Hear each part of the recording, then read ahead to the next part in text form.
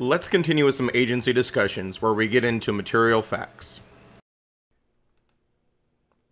So, a couple other things here, and this is going to segue into the material facts disclosure. Um, when we're dealing with, well, the material facts law, folks, let me explain this real quick. It is really funny to think about because in pre-licensing, and of course, if any other post-licensing that you've already taken, we talk about material facts to the umpteenth degree. And it would sound like there is a lot of laws and rules in regard to material facts, but I'll tell you, there's one. There is one and one law only, and it is 93A-6A1. And it says that a broker is subject to disciplinary action by the commission if they omit or misrepresent material facts, whether it be negligence or willful. And that's it. That's all it says. Now, we teach a lot more in these classes than just that one line of verbiage. Why? Because we have what we call the comment section in the License Law and Commission Rulebook, where the commission has interpreted and expanded that one line of verbiage, that one law. And so that's what we're going to teach. Now, of course, it also clarifies in the comment section as well what's not material. And that's where things like stigmatized properties or psychologically impacted properties come into play. Haunted, death, criminal activity, sex offenders, things like that. So we're going to make sure we're all comfortable on those categories. And of course, we got to touch on a couple miscellaneous things. And let me tell you one of the biggest mistakes that people have been making with material facts, folks, because it is one law, as I just said. The commission can interpret that one law as they see fit. That's how laws are written. They're written vague in nature so they can be interpreted to whatever they want to interpret them to. And so a lot of people have historically stated, and I know y'all know better in here, but a lot of people have interpreted it as material facts are things we owe buyers about the property. No, that's not it. That's too simple. That's not encompassing enough. So the current interpretation of a material fact is any fact that could affect a reasonable person's decision to buy, sell, or lease. Let me say it again. Any fact that could affect a reasonable person's decision to buy, sell, or lease. That means we owe material facts to everybody in the club getting tipsy, folks. Buyers, sellers, lessors, lessees, clients, customers, doesn't matter. We owe them to everybody. Furthermore, there is a big old obligation to discover and disclose these material facts. Discover and disclose. Folks, a lot of people still have this misconception, well, if I don't know, then I don't have to say. Don't you live like that? If you could have found out, you were obligated to find out. And so there is still agents out there giving terrible advice along the lines of, well, listen, don't look at the home inspection, then you don't have to tell anybody what's in it. That is terrible advice. Don't do that. Discover and disclose. Now, when we talk about discover and disclose, folks, you're expected to discover and disclose things that you know, things that you reasonably should have known, and anything that is considered common or public knowledge. All of the above. If it can be found out, it should be found out. Now, when we get into material facts, of course, there is further interpretation for different categories. Now, I'll tell you, there are 4 categories, and the commission states that these 4 categories at minimum are considered material facts. Now, before I get into the categories, I want to explain a differentiation in, things that you can find and things that you can't. Now, I don't care how you pronounce these words, but the words here are, and here's the clarification. You all know the word latent, but this word patent or patent, it depends on if you're like British or English. We all pronounce that patent like a patent for an invention, but other English speaking countries call it patent. I really could care less how you pronounce it, okay, because latent, patent just sounds the same. But the point is, patent, however you pronounce it, those are things that are obvious, easy to discover, should discoverable things. Latent defects are a little less obvious, okay? Things that you can't necessarily discover. And so here's the big clarification. If it's not something that you can discover under normal circumstances, there is no expectation for us to figure it out. Let me give you a really prime example of this. Folks, what is radon gas?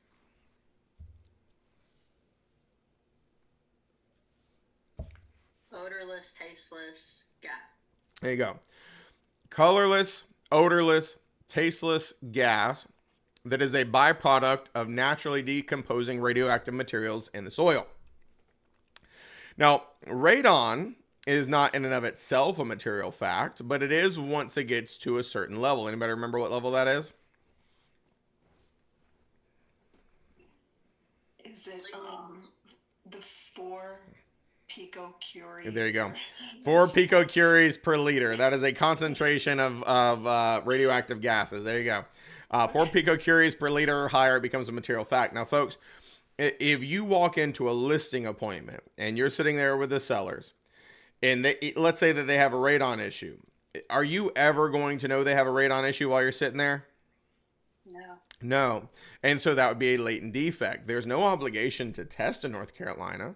It's not something that you could have figured out. As such, if you don't disclose it, you're not in trouble. Now, one last point of clarity here. Even if it's something that would be considered latent, if it is made known to you, you now have to disclose it. So if you're sitting at that listing appointment and the seller says, well, oh, hey, by the way, I forgot to tell you, we got a really bad radon issue. I mean, it's so bad I can taste the color purple. My brain is scrambled, right? First and foremost, while you're at that listing appointment, you should probably ask them to open a window for the rest of the time that you're in there. Okay, but once it's been made known to you, even though it may have been considered latent to begin with, latent things that become known still have to disclose them. So patent, we're always obligated to find them and disclose them. Latent, if we know them, we have to disclose, but we're not expected to find the latent ones under most circumstances. So the categories that we get into, of course, are from the comment section of the License Law and Commission Rulebook. And I told you that they outline these at minimum, okay? They say material facts at minimum include these 4 things, and that is facts about the property itself, facts that relate directly to the property, any facts that affect the principal's ability to complete the transaction, and any facts known to be of special importance to a party. So we're going to break down these different categories and make sure that we all understand them. If I say facts about the property itself, what do you think I'm referring to here? Give me some examples of material facts that would be about the property itself.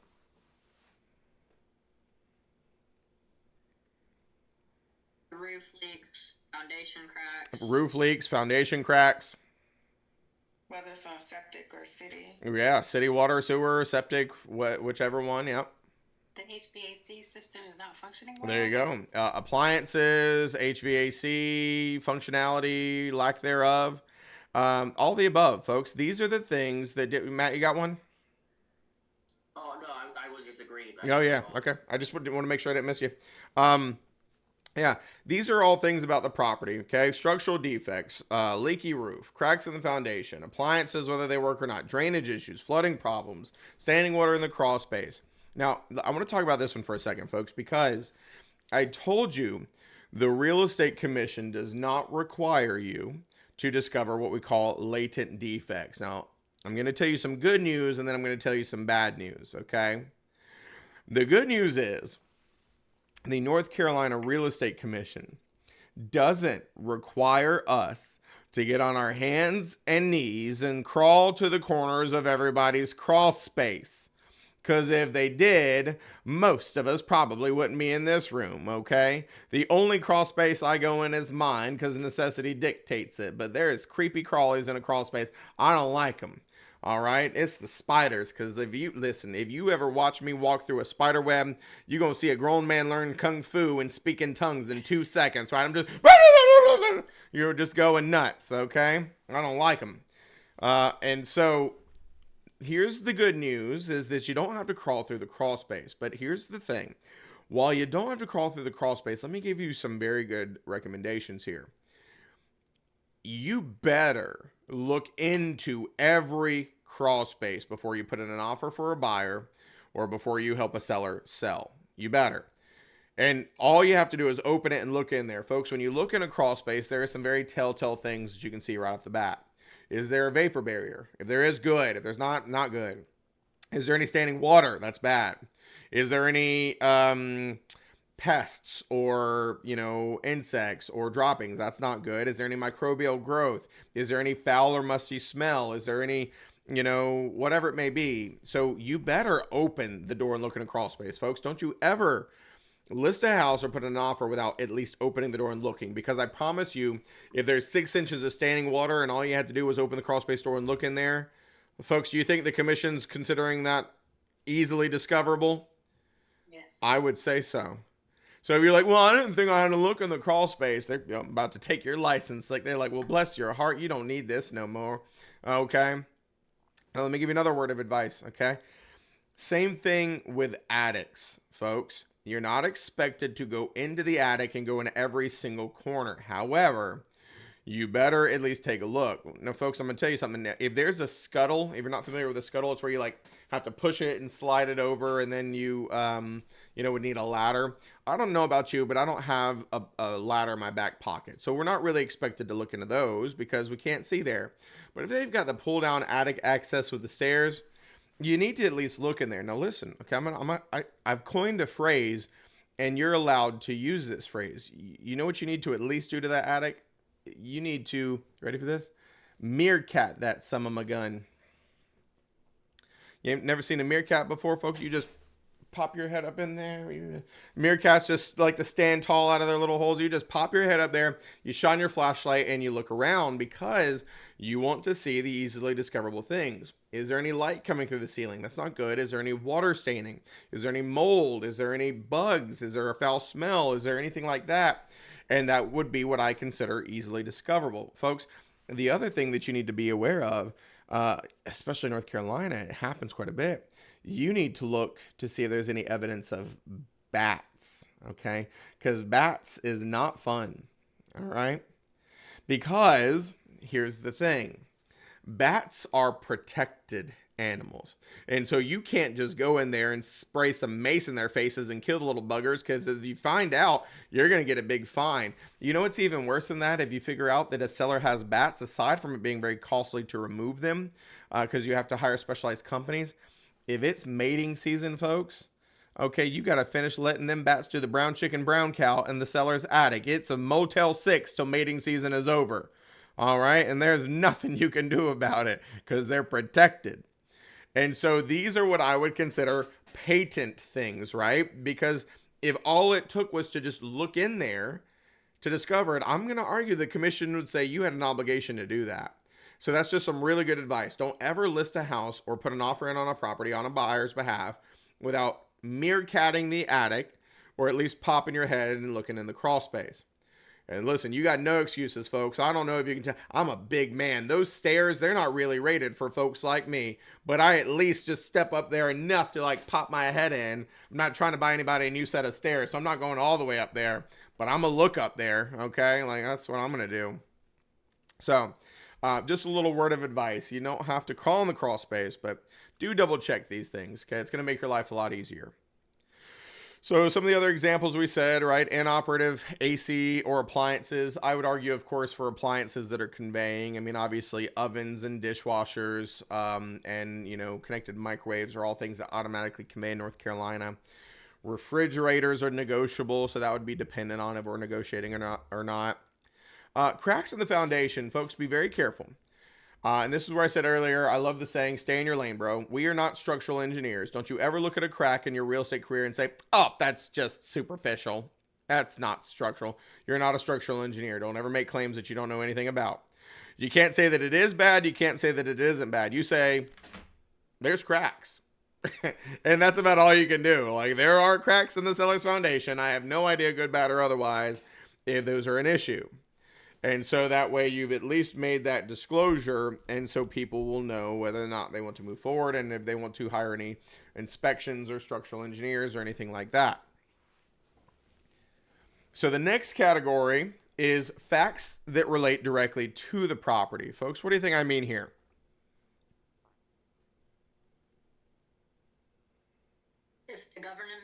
going to eminent domain your property? Absolutely. If they are taking all of your property in the future, or if they're taking a part of it, if it's going to be right next to 540, what you got, Matt? If you live near the airport, or If near the dump, if you live near the airport or the dump, or like I have in this picture, a train track. What else?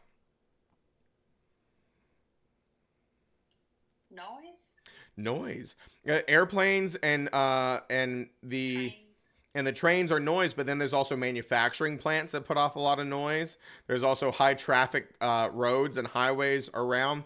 Folks, I will tell you right now, this is the category that is more likely to get you in trouble as a real estate professional. I just have to be completely honest with you, because these are the things that we don't commonly think about. And so airplanes, train tracks, noises, smells, as Matt said, being near a dump, pending zoning changes, road widening projects, all these different things. Now, I'll tell you a funny story. When I first got my license, I was living in Fuquay and my office was in Cary. I was doing a lot of business in Holly Springs.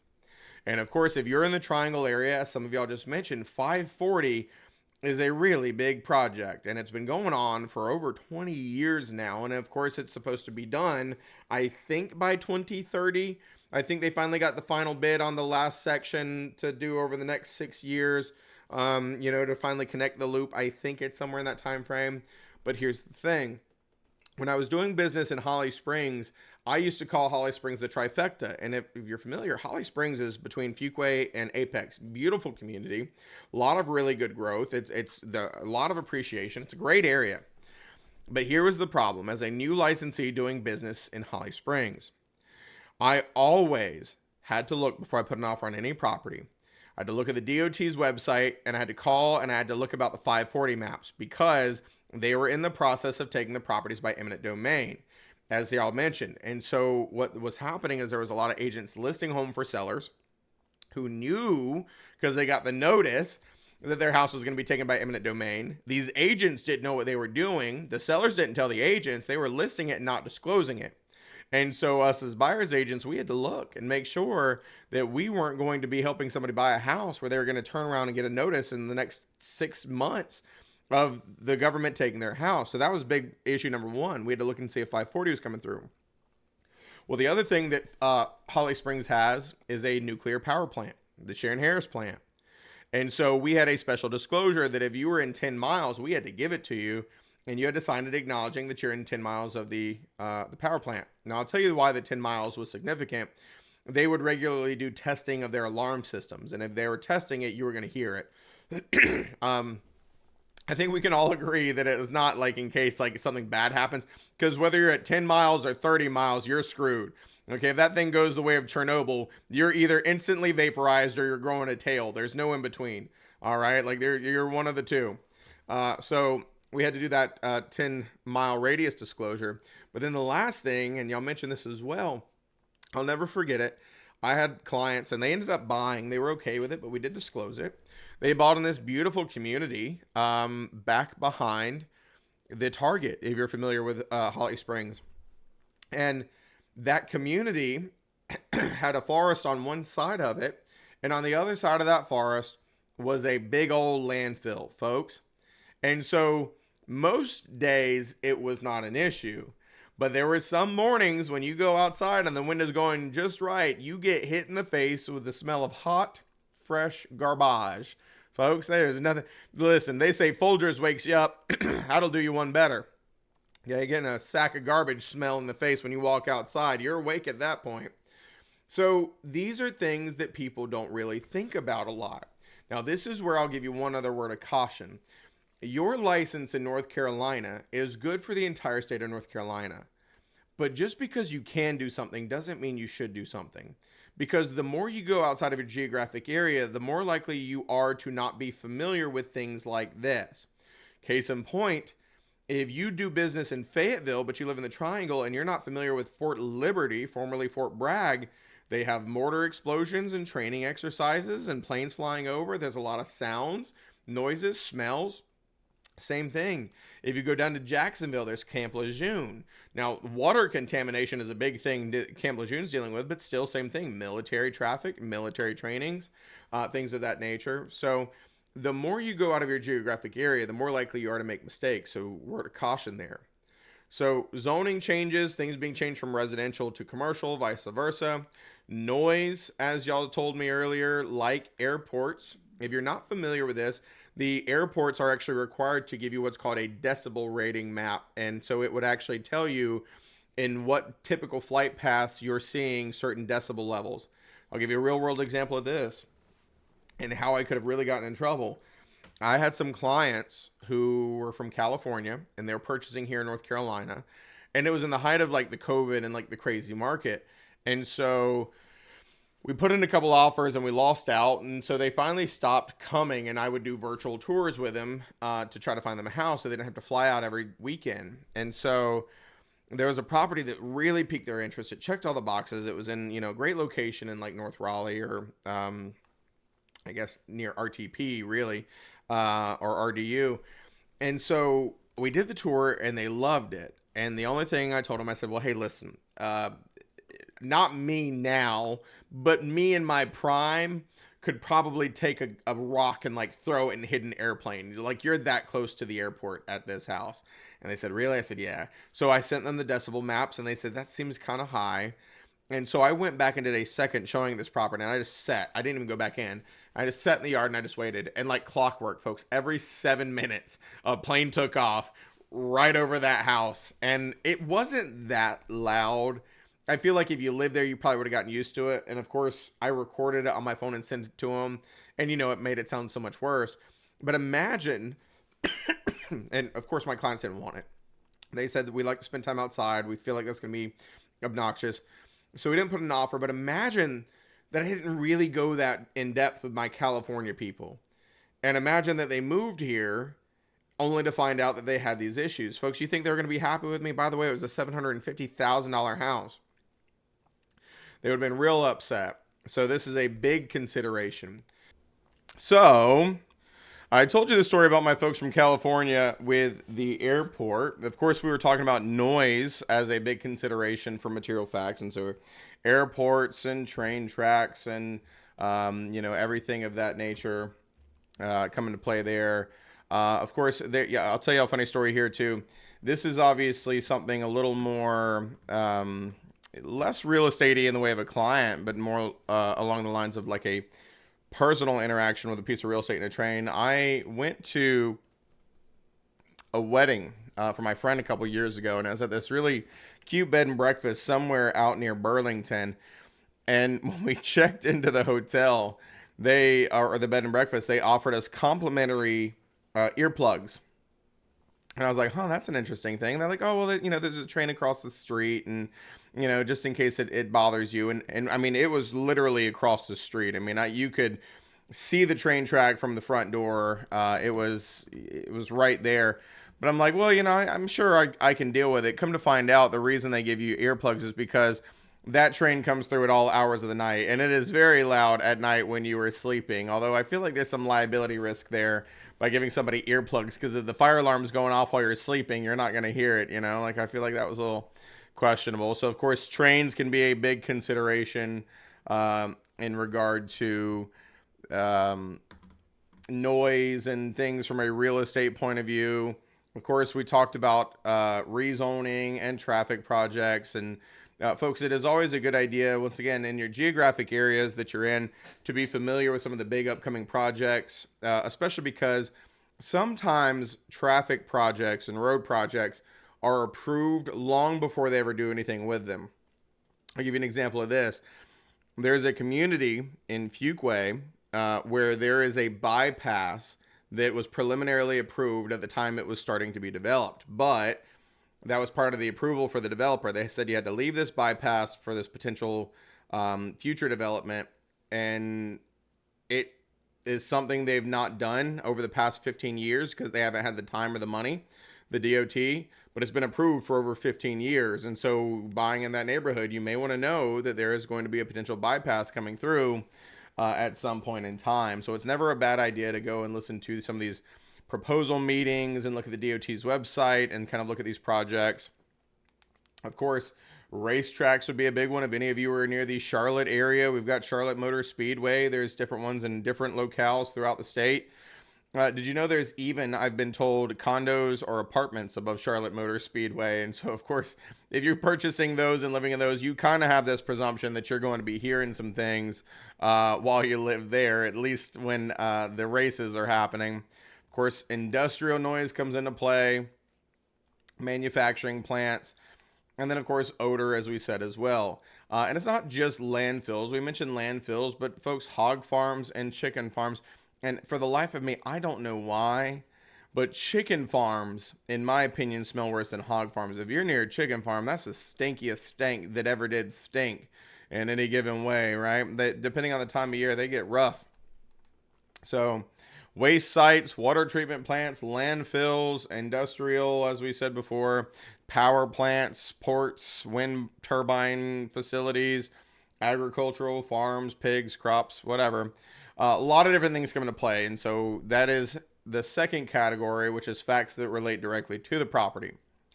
Now, category number 3 is facts relating to the ability of the principal to perform. Folks, what do I mean here?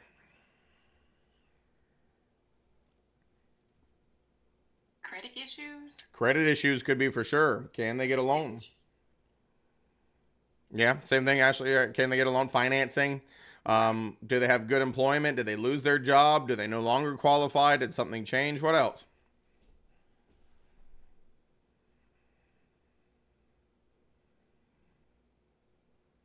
Relocation. Yeah, relocation. I mean, it could be that that could throw off something if they get relocated and can't go forward with it anymore. Absolutely. Clear title, or making sure that the title can convey. There you go. Can they convey clear title? And one of the biggest things is, will all parties sign? Are there any liens that would prevent them from conveying it?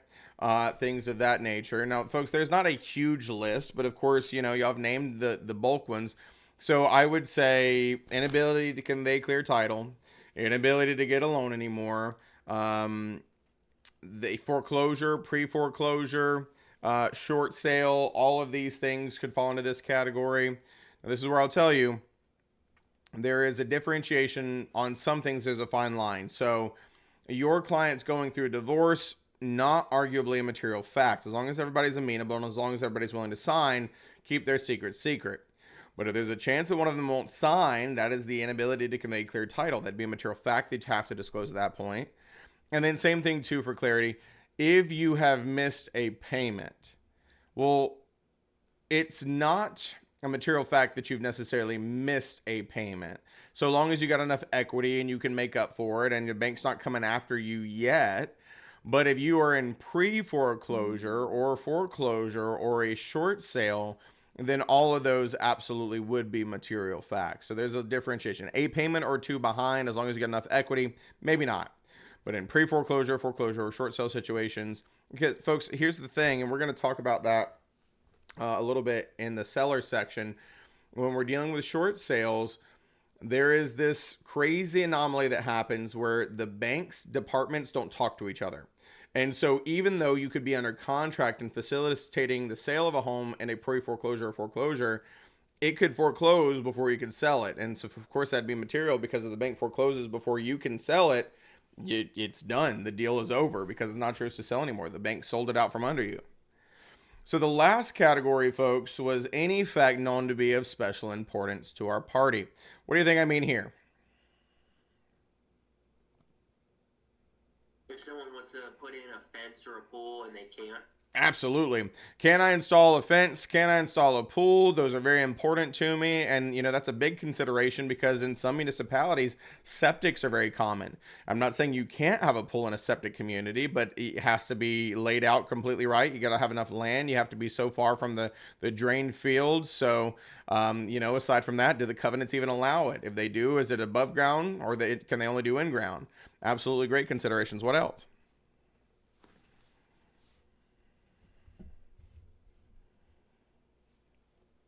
Streets, whether it's private or owned by North Carolina Department of Transportation. There you go. Are the streets private or public? I think those are very important things for us to discover and disclose, bar none. Our clients may not even know that's important to them, but we need to explain what it means, and then they can make a decision on do they want to move forward with a private or public purchase with road access. What else?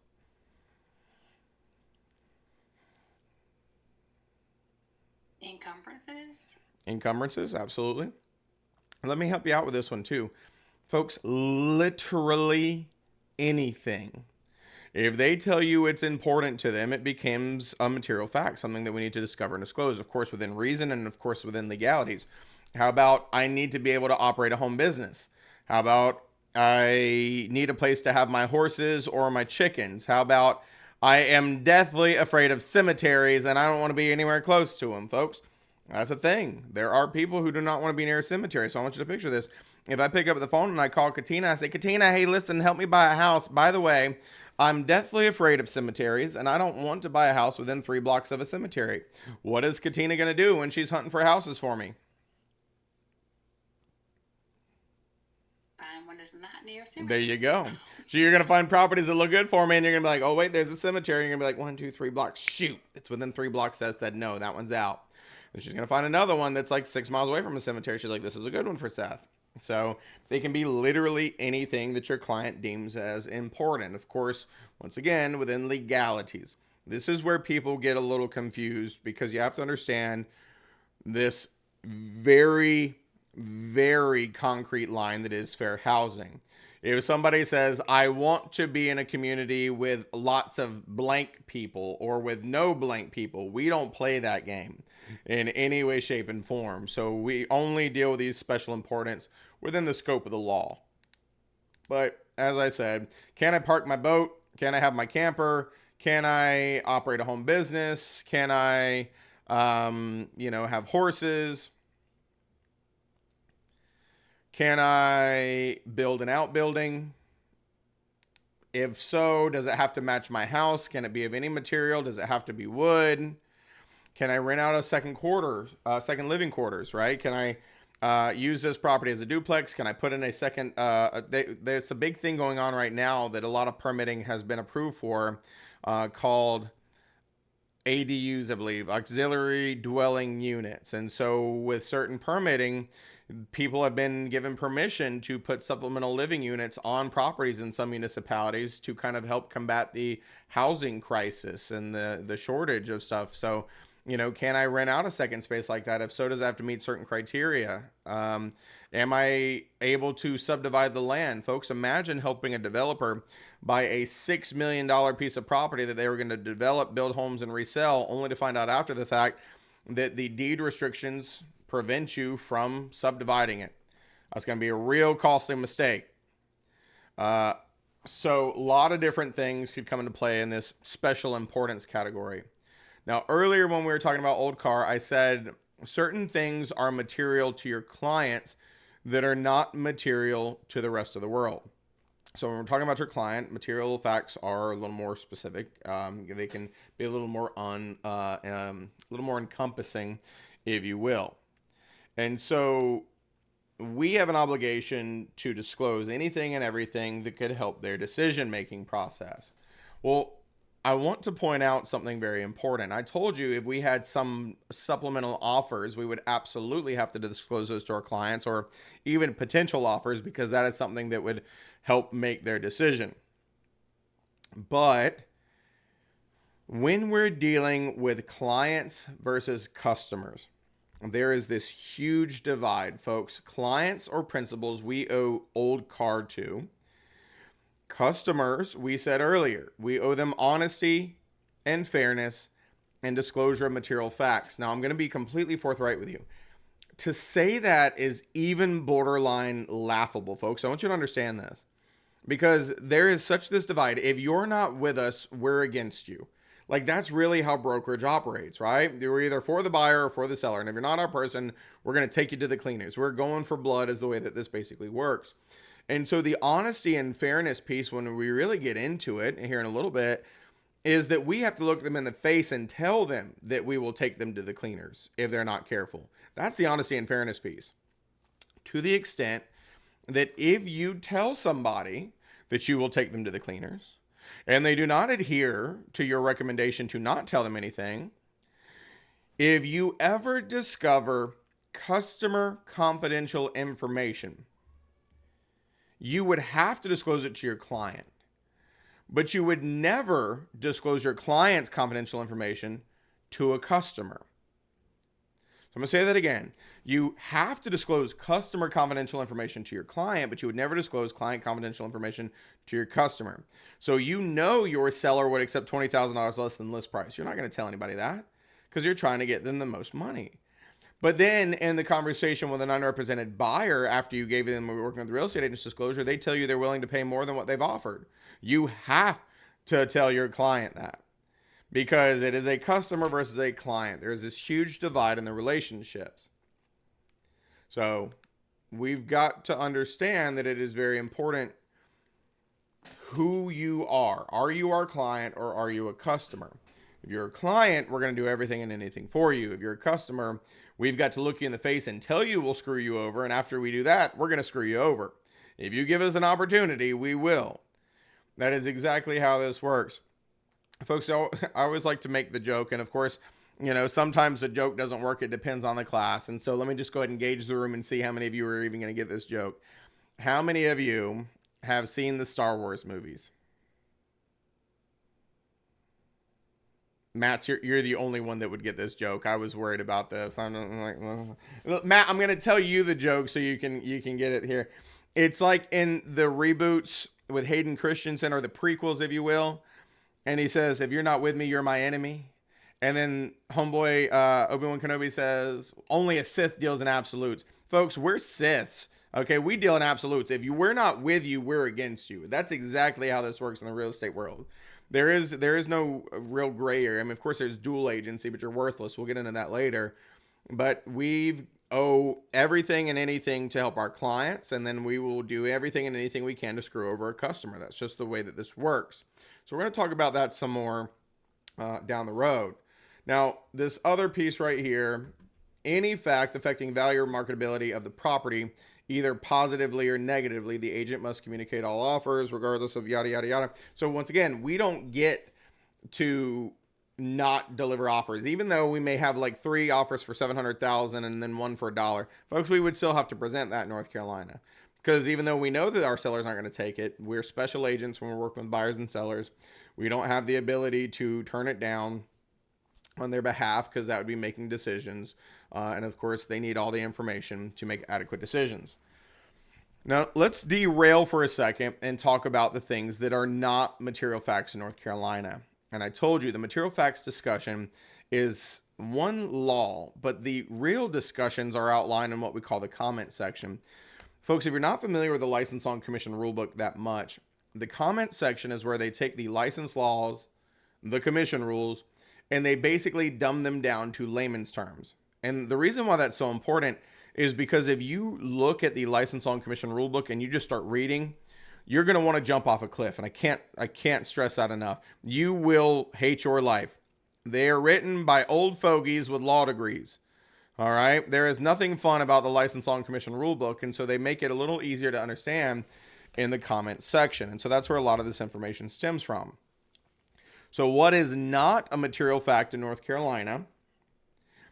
Death, criminal activity, haunted, sex offenders, anything like that. This is what we refer to as stigmatized properties. Now, folks, these things are all pretty much branded as undesirable. Okay, nobody's like, ooh, that sounds great, I want that house. These are all bad things.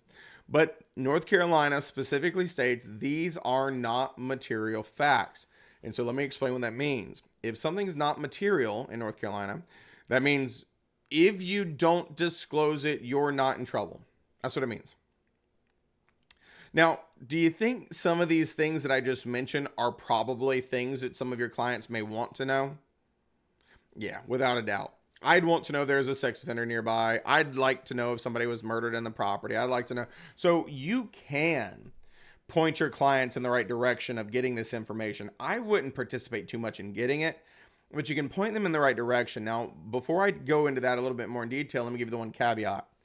The one thing that is off limits is whether somebody has, had, or died from AIDS or HIV. Okay, you can't touch that with a 10-foot pole because that falls under the disability of the Fair Housing Act. Okay. And I'll tell you why that's such a specific mention. I don't know if it seems weird to y'all, but when I first started teaching, and probably at the same time that I learned this, we always talk about how you can't talk about what somebody having or dying from AIDS or HIV. And I'm just thinking to myself, I'm like, that is so oddly specific that we're always bringing that up in a real estate class. And I'm going to give you a little bit of a history lesson and explain why. And some of you maybe understand this better than I do, and some of you maybe don't. But I'll preface this with a story. I had a teacher, real estate educator, who I used to co-teach with at a school. He was a great guy, older gentleman, named Bob. And we would get in this section, and I always made the joke about how like it always really confused me. And he told a story, and it just went off like a light bulb.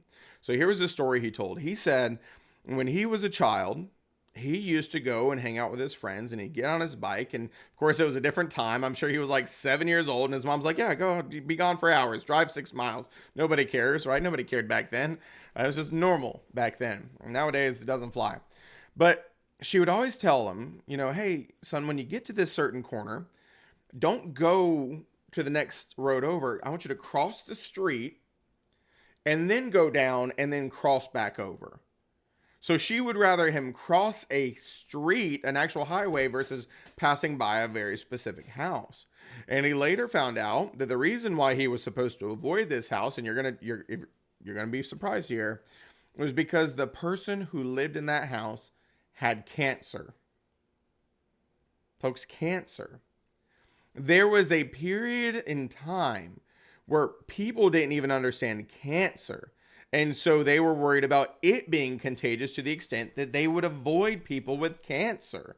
Now, we know today that you cannot get exposure to cancer by being around somebody with cancer. That's not how it works. But just like that, when there was the big AIDS and HIV epidemic of the 70s and early 80s, there was a stigma with it because they didn't understand it. And it was very fatal for a lot of people back then because of the, immunodeficiencies that came from it. And to the point that people started being very stigmatizing towards people with AIDS or HIV. And they're like, if anybody's been in this house that has it, I'm not looking at this house. And they would, be very rude and very, hostile towards these people because they didn't understand it, to the extent that they actually had to, when the Housing and Community Development Act came around and they made disability a condition, they had to start having discussions years later that says, hey, this should fall under the disability part of things. And so it was just such a stigma that it stuck. Now, we all know with modern medicine today, the AIDS and HIV discussion is not nearly as prevalent, because there are tons of medications, people can live long lives, and all these different things. So that's just a little backstory, because it was always surprising how much we went into it. But with the exception of that, everything else is fair game. If your client wants to know about sex offenders, don't do the research for them, but you can and should send them to the sex offender database. Let them do their own research. Why? Because if you do the research and you miss something, they're coming back after you. If you tell them where to do the research, it's in their court. Now, if somebody wants to know if somebody died in the property, let me give you 2 pieces of advice, or advice and clarity. The best thing you can ever do, and I just had a friend of mine post a crazy story about this just a week ago, but the best thing you can ever do if that's a concern, Google the address. Because if you Google it, it will show up with 72 different news reports. I promise every single one of them has posted it. And I'll give you an example of this. I don't know if you remember, God, I think it was last year, there was a horrific thing out in like the Durham area or somewhere where a guy had like murdered a woman and like tried to burn her body in the fire pit in the backyard. Do you remember that? It was a news thing here in the Triangle. Ashley, you remember that story? Yeah. Yeah, it sounds familiar. Yeah. And so I can't remember the exact context or, how this woman came to be or, like how that was found out. But I mean, it was horrific. Well, friend of mine just posted on Facebook that, he just got this rude awakening that you need to Google addresses if you're concerned about that, because he actually just helped clients put an offer in on that property and did not even realize that that was the house it was from last year, that news story here in the Triangle where this person was burned up in the fire pit in the backyard. And when he Googled the address, he figured it out, and his clients did not want to buy it anymore once they figured it out. So if you want to know if criminal activity has happened, if somebody's been murdered, Google it. Now, let me tell you the other side of this, and I'll give you one more crazy story there. if somebody's great great grandpappy died in his sleep at home at 110 years old, that's not newsworthy. So that's not going to show up in Google. You'll never know that. But murders and homicides and suicides, those typically do show up in Google searches. Yeah, folks, I think we can all agree that that's the best way to go. At 110 years old, quietly and peacefully in your sleep. Listen, for me, it's either that or I'm going to drink like an entire bottle of Jack Daniels, rent a Bugatti, and drive at a wall at 172 miles an hour, okay? There's no in between, all right? It's all or nothing, all right? That's how I'm going out. I've already planned this. I'm kidding. So it is a good idea to Google it. I'll tell you another funny story. I grew up in an area where there was a very horrific thing. It was in Fuquay. I grew up in Fuquay. And there was this horrible incident that happened really close to where I grew up. And I'll give you more on that in just a second. And so I helped some clients buy a property in Anger a couple years ago. And they were high school friends. And so we grew up together and, they called me and I helped them buy an Anger. And so I went to go meet them to pick up the due diligence check for the deal. And they were living very close to where we grew up. And so I get there. It was a house they were renting. They didn't own it. They were renting it. And, I went to go pick up the due diligence check to drop it off at the house I just got them under contract on. And I looked at my friend, my client, and she was there. And I looked at her and I said, hey, I know this is close to where we grew up, but why does this house look so familiar? And she said, without missing a beat, she's like, oh, yeah, this was the house where the guy went crazy and murdered his entire family and then turned around and murdered himself or committed suicide. Like without missing a beat. And I'm like, oh my God, I remember that because the road behind where I grew up was closed for like days. Then for like weeks, there was like crime scene tape back there. Like the guy went absolutely nuts and killed his entire family. And she knew that and she was renting it. And she was like, whatever. So I was like, oh, okay. It's cool if we just stay out in the yard, right? I'm just gonna, take this check and I'm just gonna go. But of course, we upped and buy a different house, but that's not a material fact. So Googling it is a great idea. What you got, Ashley?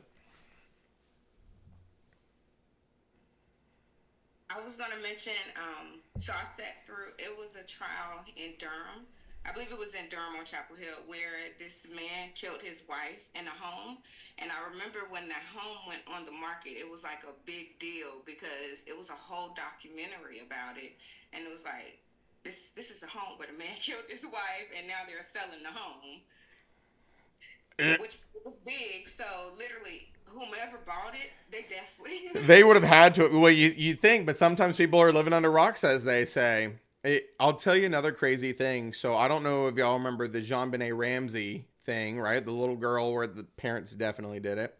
But yeah, I mean, there was, and now this is something somebody told me. Now I have not vetted this story, so full disclosure, this is just what I was told.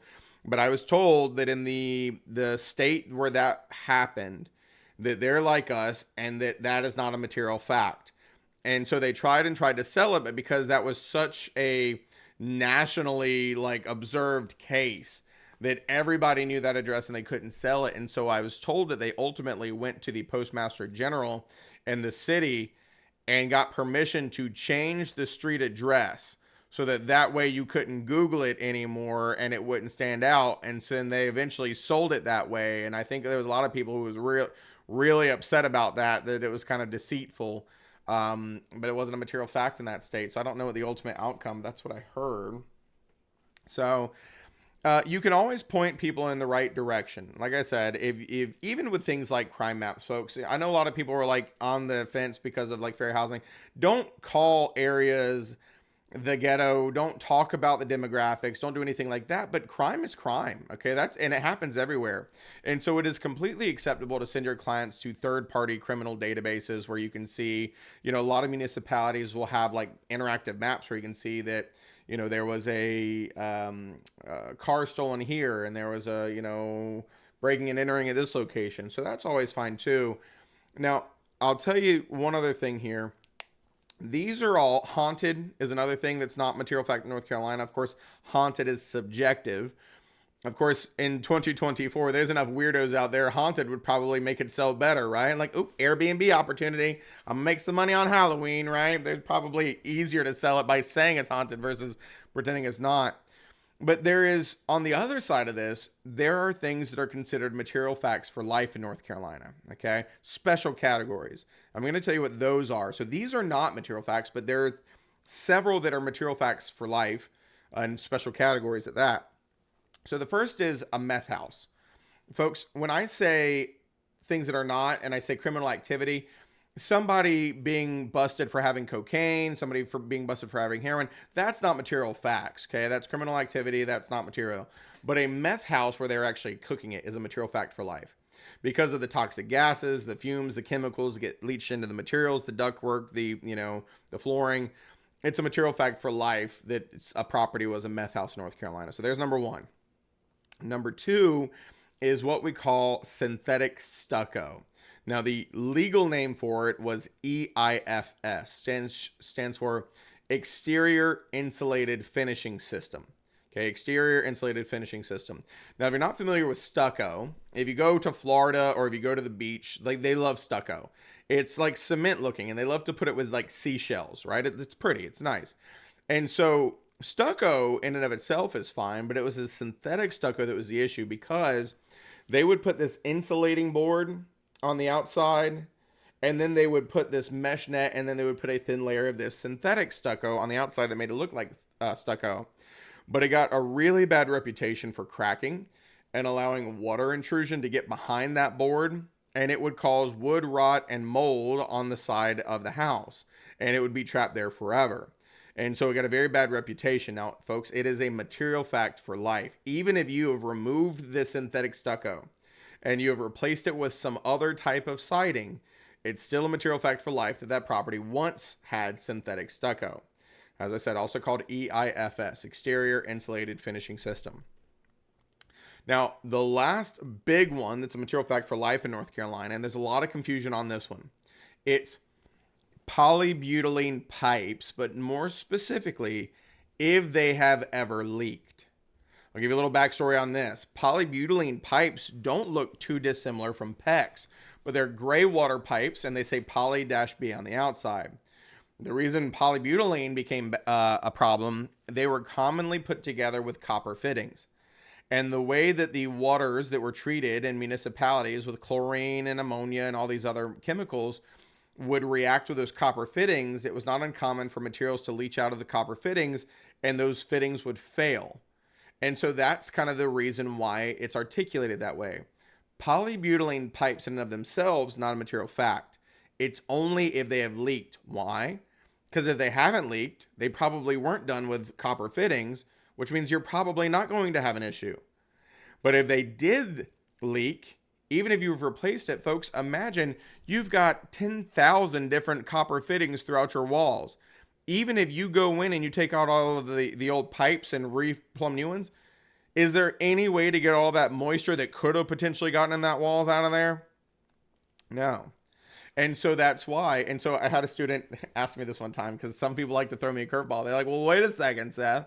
What if a seller had polybutylene pipes and they didn't leak, but they decided to replace them all with PEX, and they didn't have polybutylene anymore? You're telling me I don't have to disclose it? And I looked at him, I said, well, you're exactly right, because they never leaked. You don't have to disclose it. But here's my follow-up question. Why would anybody spend $30,000 to replumb their house if it hadn't leaked yet? Most people wouldn't. Unless you knew definitively that it was going to leak, yeah, then maybe I'd pay that money. But so, it's really specific. It's only if they have ever leaked. Okay, only if they have ever leaked. And then it's a material fact for life. So those are 3 special categories in North Carolina.